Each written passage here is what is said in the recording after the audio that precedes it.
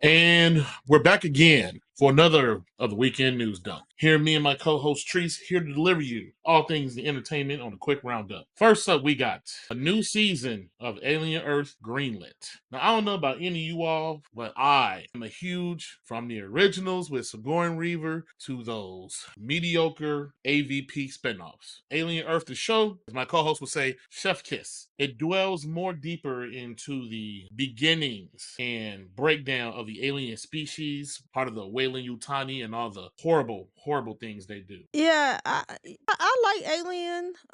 Like I said, it's kind of a blast from the past, and this show kind of caught me off guard. I guess I didn't really see the all the ramp up into the show, and so I'm kind of surprised that they're already greenlit for a season 2, and this is FX and Disney Entertainment. So it's even more shocking that this came about because we all know how Disney is and the type of content that they produce. So this really is like a whoa, like, and not just for season 2, that the fact that the show is even created. But I've been pretty consistent with my thoughts. Some things you just cannot fit in a 2 hour, 2.5 hour movie. So some of these things that have deep lore, you need a TV series, so you can get 8 or 12 episodes, and you can really dive into the lore. And I think that's the benefit that Alien has with said season 1 was 8 episodes. I think they have the amount of time it takes to ramp up and all that to really delve into their IP. So yeah, I am a fan. I am intrigued. I will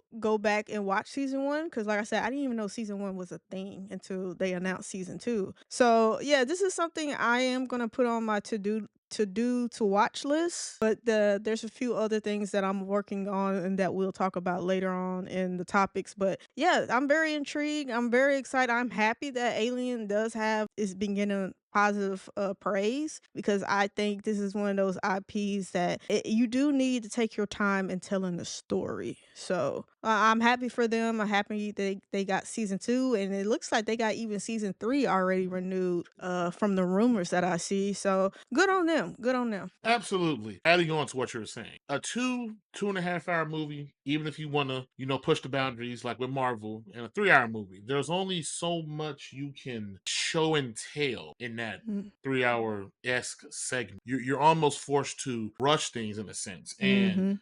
I 100% agree. You can tell more with a show. Now, my only confusion with the show when they talked about it and then even watching it, I won't dwell on the spoilers for people because it has recently just finished all of its episodes, was when they showed it, and even the name Alien Earth, the time frames don't match up based off of the recent movies Covenant and even Prometheus. They gave more prequel backstory, and I'm curious, okay, like where does this all fit from the movies versus this? Is this a separate thing that they're doing? They did go into a lot of breakdown, a lot of backstory between the companies of Weyland Yutani, the technology with the synths and everything. It was in the production value. Disney money goes a long, long way, because even the first episode, like, that shit looked real. Whatever animatronic or CGI work they put into it, you could tell the money was really spent. My only question is, will Predator get the same Yeah. type? They already did a Predator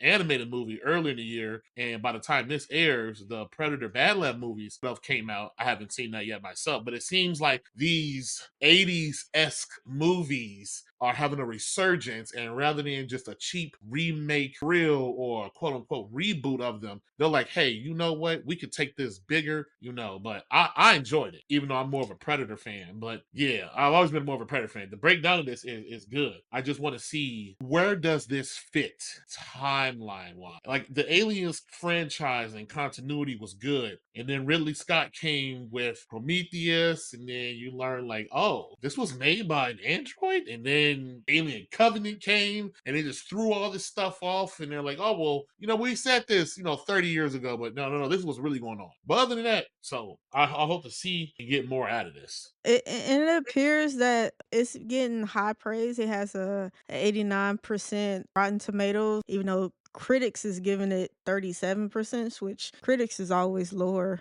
than the fans. But season 1 is is viewed as a humongous success. It's reported that they had an estimated 9.2 million global views across the premiere of the show in the first 6 days. So that's actually pretty damn good streaming numbers. So it looks like we not only are just gonna have a season two greenlit, even though there is no premiere date announced, it's still kind of hush hush right now. But it is said to have a minimum of 8 episodes for season two, and it is already greenlit for season three as well, because the Noah guy got a new contract from FX and Disney. We'll have to wait and see what the future holds for this franchise and this new direction they're going. Let us know in the comments below. Are you liking the Alien season one? Do you have high praise like the Rotten Tomato scores, or do you feel like, hey, this is really not the aliens you remember from back in the day? Let us know in the comments below. I got one more.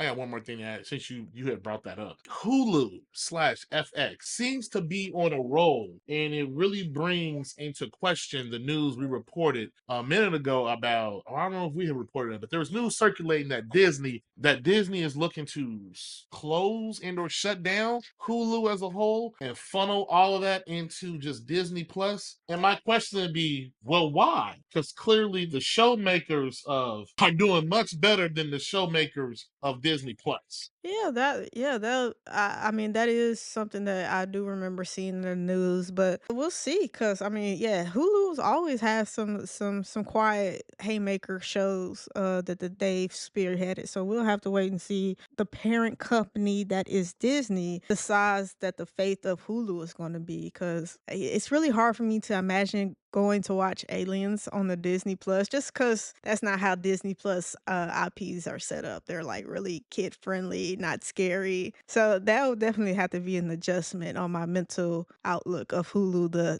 the Disney Plus app, versus going to watch something on Hulu traditionally. But let us know in the comments how you feel, what you think. And that's it for this video of Are You Not Entertained podcast. Thanks for hanging out with us. Don't forget to like, comment, subscribe, and hit that bell so you'll never miss our next hot take. Until next time, are you not entertained?